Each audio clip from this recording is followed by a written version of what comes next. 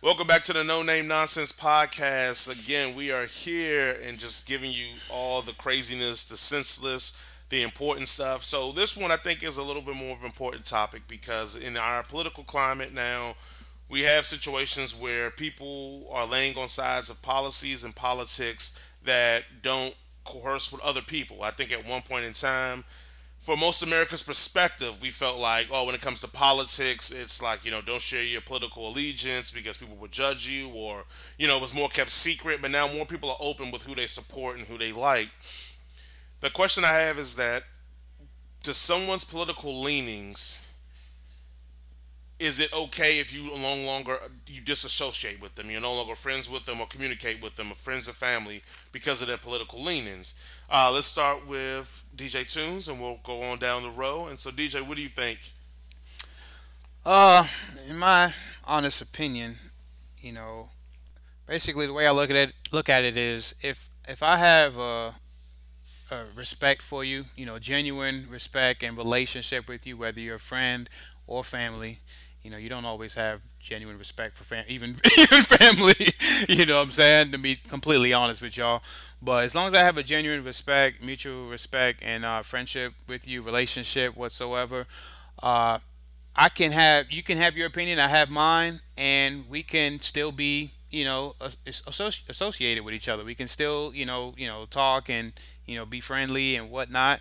But if I already don't have a mutual, genuine respect with you, and you just say some outlandish stuff, it's okay to have your opinion, but to back Trump and the way he feel about this and about that, then I'm gonna look at you sideways. I'm gonna be like, nah, I'm not feeling that. Like, I don't want to have anything to do with you. You know what I'm saying? But if I have a genuine respect and relationship with someone, then I can respect their opinion and still move on and still have a relationship with them. Kind of like you can respect who they vote for or politicize with, but you still want them to be able to call out the bullshit, I guess. Yeah, Like if he absolutely. says something real jacked up, I don't need you to justify what he said is jacked up. Exactly. Just say, hey, I don't rock with that, but I vote for him because of He keep him. financial or my 401k, whatever, whatever. I can Is what you're respect kind of that. saying. Yeah, Right, right. yeah, for Okay. sure, for sure. All right. Well, Mama Steve, what do you think? Well, I do have friends and family that have different political views than I. Mhm. It's just, it, it is what it is, Yeah, yeah. and you know, you can't change that. You can state your opinion, but nine times out of ten, it's not going to change the opinion of others. Mhm. So I will sit and listen to your opinion, but if I don't, I mean, I may or may not agree with it, but I'll respect it. Mhm.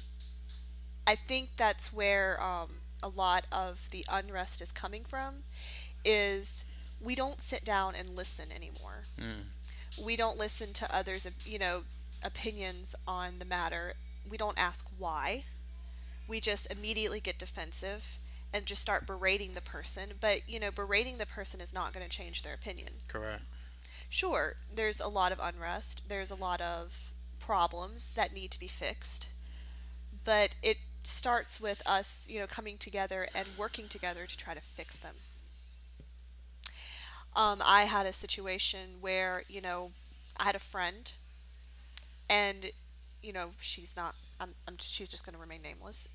She was a, how do I put this lightly? I'm not going to state any affiliations, Mhm. so I'm just going to, she had one view, and I didn't really agree with her view, but I sort of agreed with a part of her view. I guess that it's kind of hard to explain. So Mhm. she had a completely different view. It was like a third view, so to speak, where you have you have Republican and Democratic.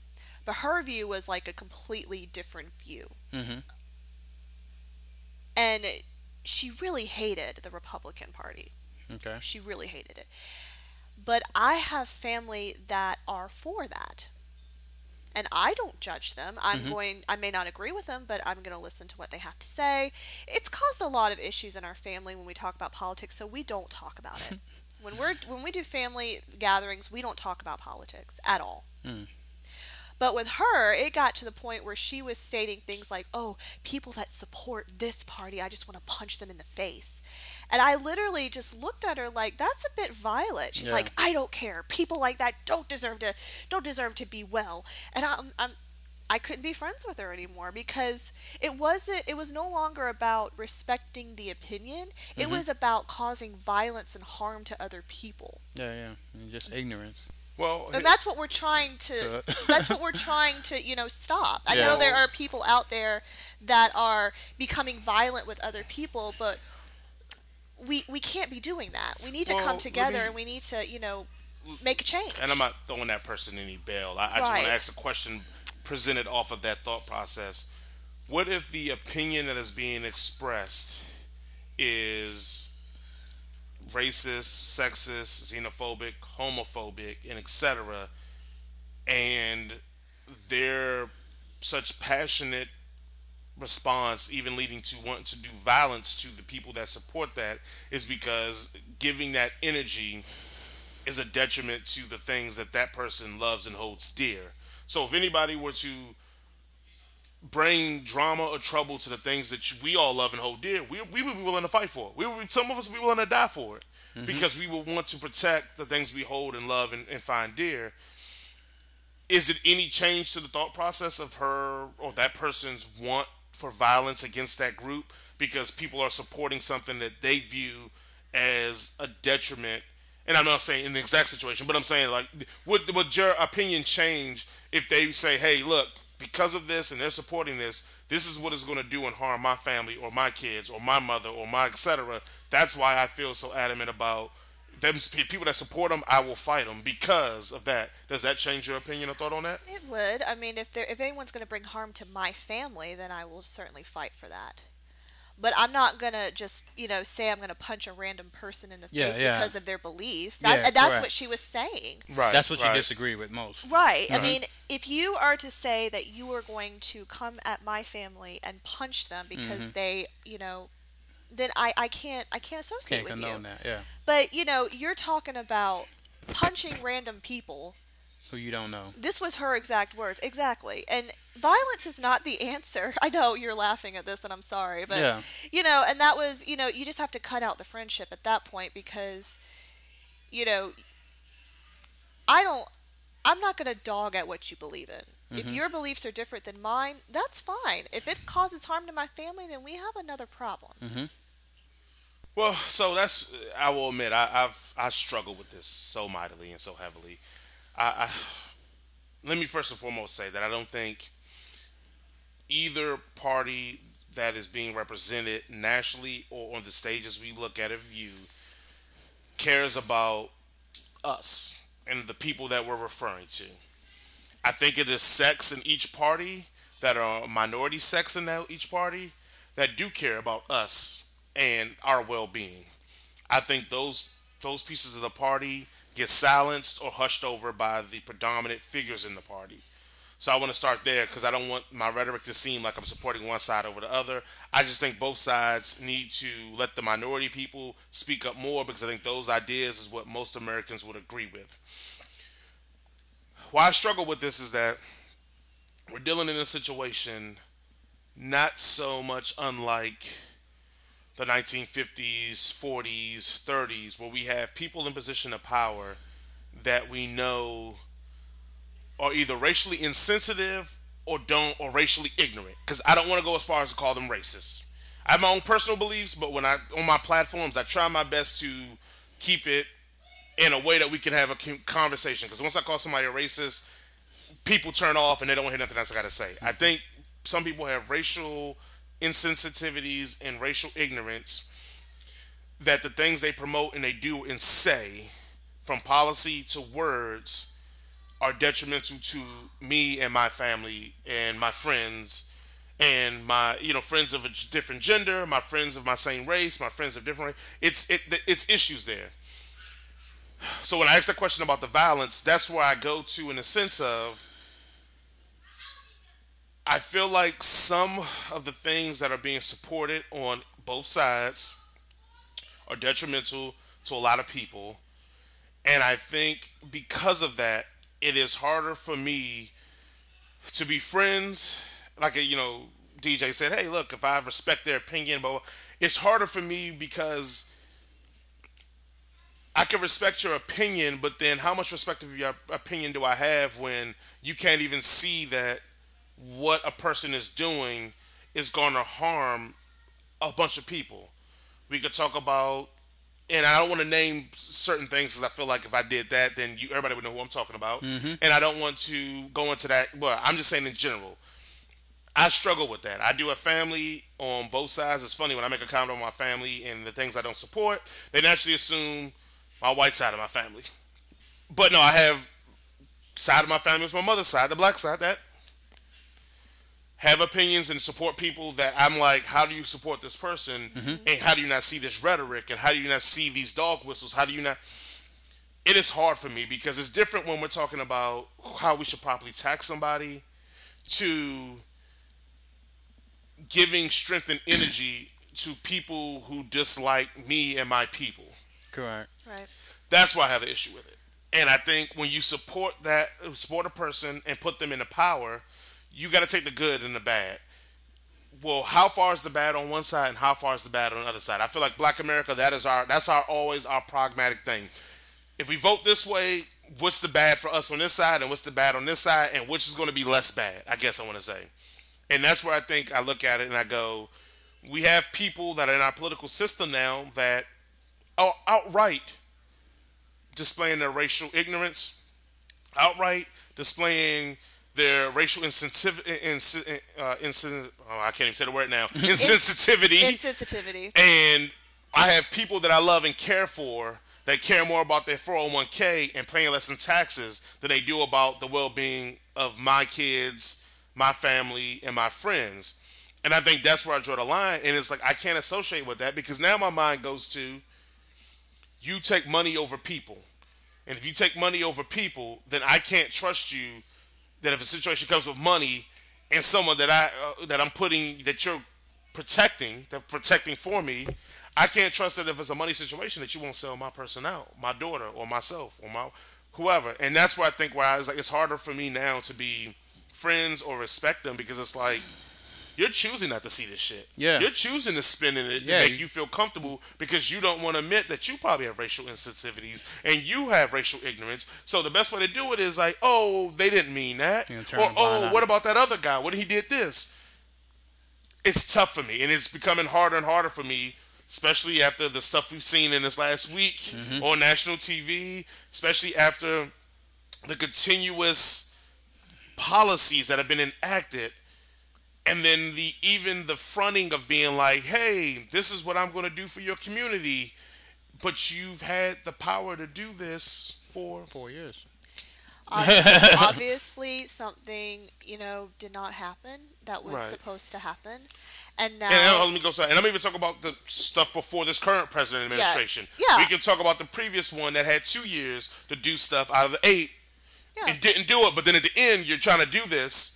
And it's like, you're not going to get it passed. So what are you doing now? Yeah. Like, is this just to be like, oh, look, I Yeah. So I want to make sure that's clear too, that because I know y'all go like, oh, he's talking about Trump. Look at it. He ain't even.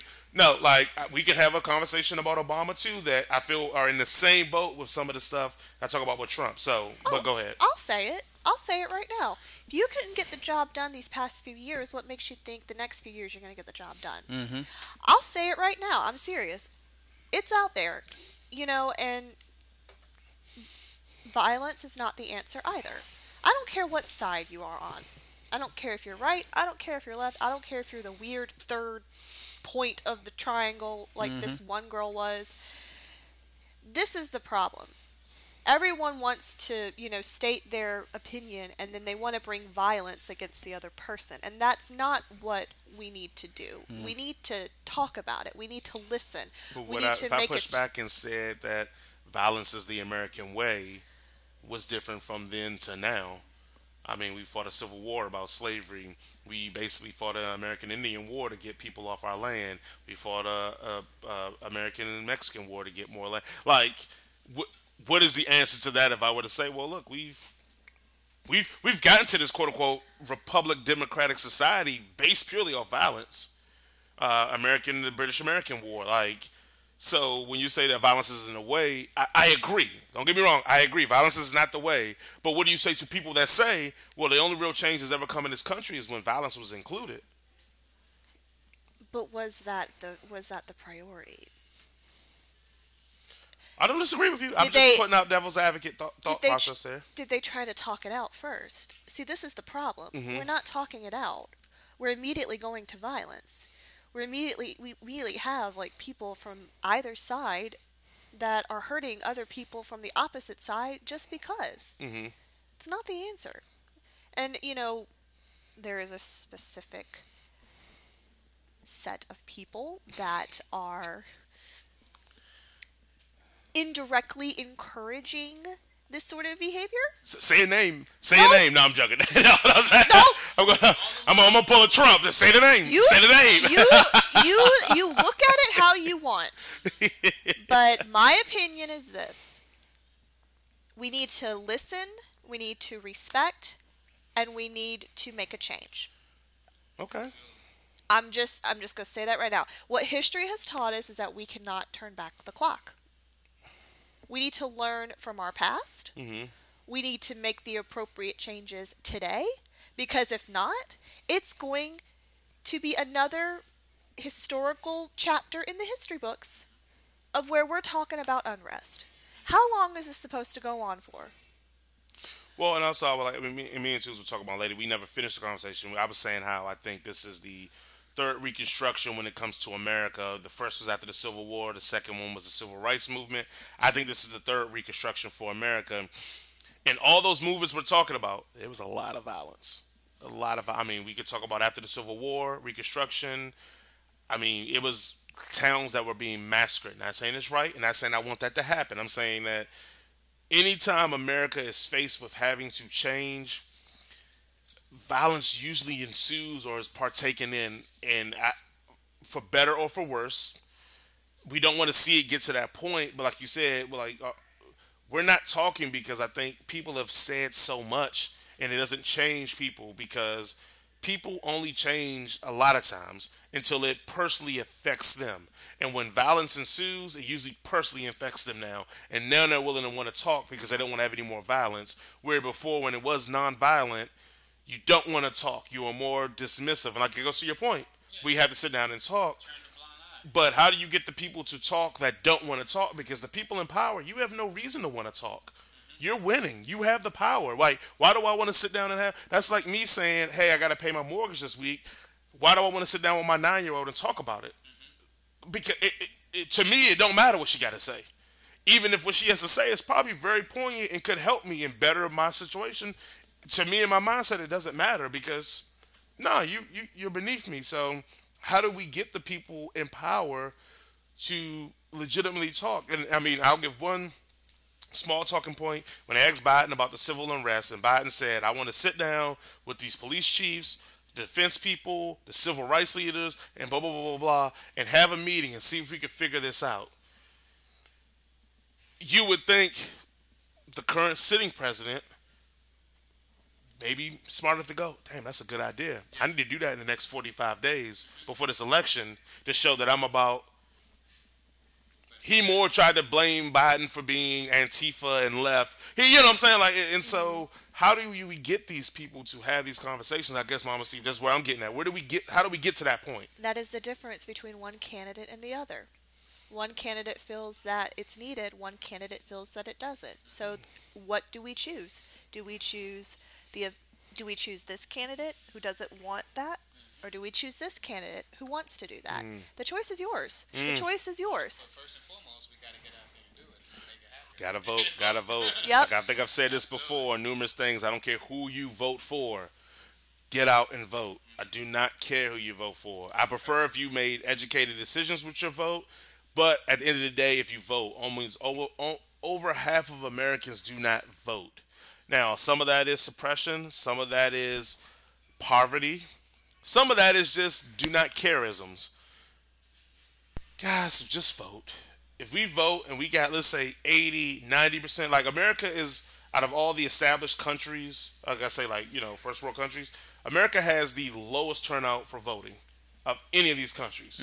Hell, and I'm not saying go as far because some countries make it mandatory to vote. Like you get fined and other stuff if you don't vote. But other countries do things like everybody has a day off to go vote. So your job pays you, but it's like a holiday. You Yeah. get paid for it, but you can go vote for that whole life. We got to figure out a better system because it is a damn shame that people can't vote. I mean, some people are just too broke to vote. And then you can talk about felons. You commit a crime, you do your time, you come out, and you can't vote. Like that's crazy to me. Like, why are you losing the ability to vote? You did your time, right? Exactly. That's what our system says. You do the time. You are now back as a citizen, but now you're not a citizen. You're a second-class citizen because you don't have the right to vote. You don't have all your rights anymore. So, again, everybody, just please, please, please vote. I don't care where you sit, where you stand. I don't care if I may disown you as a friend or a relative because how you vote, I still will respect and appreciate that you do vote and you do play into our republic democracy because that is the most important thing, that we make our voices heard by the only way that this country was set up for our voices to be heard, which is through the power of the ballot. If you don't vote, I don't care about what you have to say about our system. If you don't vote, I don't care about how you think somebody's corrupt or racist or whatever. Because again, not voting is empowering everything that you don't like about our system. You're empowering it because you don't vote. And for the women out there that are not sure, I mean, we fought hard to vote in this country, and your ancestors fought hard for our right to vote in this country. Utilize that right. It is your civic duty to vote. Your vote matters. Trust me. One day we're gonna have a real conversation about our ancestors, not black folks, but just the ancestors and what their DNA and stuff does to us and how that empowers us and how we don't listen to them enough. So that's a whole nother conversation for another day. But and when we do have that conversation one day, it's gonna be a good one because she's right. Like our ancestors went through a lot to give all of us the ability to the right. I guess I would say the privilege because it's not really there's no right to vote. There's nothing in the Constitution that tells you should vote or have the right to vote. There's nothing about privilege in voting. It is a right. Well, no, I'm saying there's no rights on the books for voting. Like the Constitution okay. doesn't say you have to vote. Yeah. So it's not a right, it's a privilege. Like we have the privilege to be able to vote in a democracy because they can literally, technically, we're a republic. So technically we all could vote and decide that we want a certain person to represent us. Because we're a republic, our head officials can choose not to listen to us and do what they want. So that's why a lot of people say our votes are useless. That's the first thing they try to tell you is, well, they decide it doesn't matter. But that's, again, another one for another conversation for another day. America's tricky, boy. Like, once you start really getting into America, boy, you start realizing why people feel the way they feel about America. Once you really start getting down into the things that America says and does that they don't tell us or they don't teach us. But, yes, vote. I guess, DJ, you got any final words for this? Or Just do it. Go vote. Let's make a change. he said, Nike, just do it, boy. Mama Steve, anything you got left in it? Not really. I've said my piece. All right, well, thank you for listening to the No Name Nonsense podcast. Again, where else can you get Backstreet Boys in one segment and then talking about disowning and disavowing family?